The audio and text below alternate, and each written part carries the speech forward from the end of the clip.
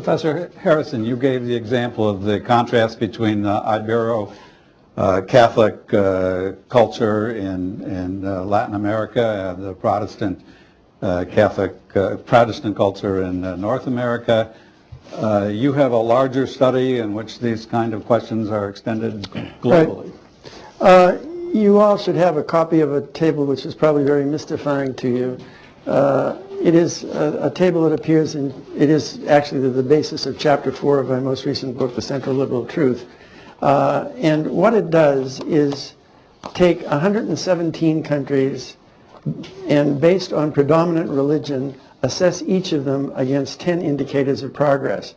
Those 10 indicators of progress include the UN Human Development Index, which is a combination of health, education, and prosperity. The literacy, which is self-explanatory, female literacy, both from UN data. Fertility is also self-explanatory. The freedom total is from Freedom House's annual surveys of the state of democracy in virtually all the countries of the world. The democratization date is the date of the start of democratic continuity, and you'll notice that there are several blanks. There are some groups of countries that have yet to achieve this. The per capita GDP is self-explanatory. The Gini coefficient, of course, is the way to assess the equitability of income distribution. Trust is from the World Values Survey. Corruption from Transparency International's data, the Corruption Perceptions Index. It's obviously a highly generalized table, and there are a lot of other factors that are not represented in it. Very importantly, the performance in several of these issues, for example, literacy and quite possibly trust, is a function of the degree of economic advance. The more affluent countries are likely to do better than the less affluent.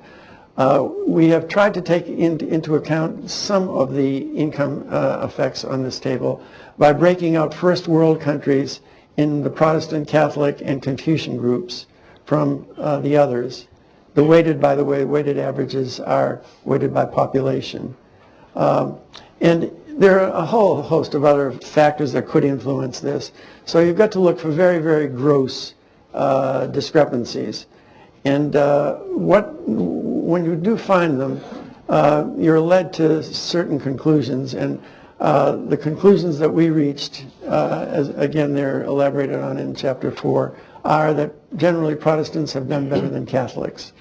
That the Nordic countries are the champions of progress. We could refer to them as Lutheran agnostics now. That in the vanguard of progress a millennium ago, Islam has fallen far behind, and this obviously has contributed to the humiliation that I believe is one of the roots of jihadism. There are close parallels between Catholics and Orthodox Christians, particularly discomfort with capitalism. I might add that the most recent Catholic miracles, economic miracles, have taken place in countries, Spain, Ireland, the province of Quebec, that are now referred to often as post-Catholic. Buddhism and Hinduism are not progress prone. Finally, there is the evidence in this analysis and the analysis that is contained throughout the book, The Central Liberal Truth, that there is a universal progress culture that emphasizes education, merit, achievement, frugality, and community. And these are values that are largely shared among Protestants, Jews, Confucians, Sikhs,